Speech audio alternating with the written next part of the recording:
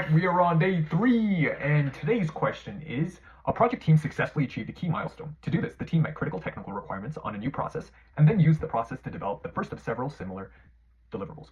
Why should the project manager document the lessons learned repository? So the question is kind of based around, why should the project manager document the lessons learned repository?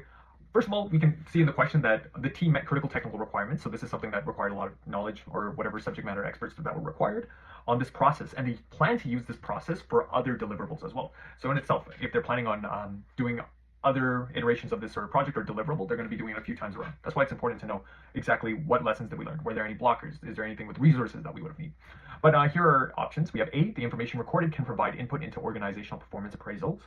An option B, the project team can use the lessons learned repository to train the team responsible for the similar deliverables. That is the most straightforward answer I've seen so far, but there is a C and D. Let's take a look.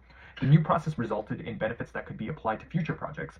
And D, the cost of the new process should be recorded so the budget can be updated. So I can already tell you, I don't think it's A. I don't think it's D, because costs can vary. C, the new process resulted in benefits that could be applied to future process. Could be an option. But the lessons learned is a repository that you can use for the team, and they can take a look at just on what sort of went on in the project.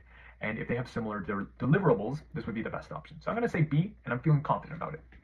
So it looks like we were wrong. The answer was actually C. So it looks like the answer was actually C. The new process resulted in benefits that could be applied to future projects. So why was it C and not B? I took a look at it, and basically B was correct to a certain extent, but the most right answer would have been C.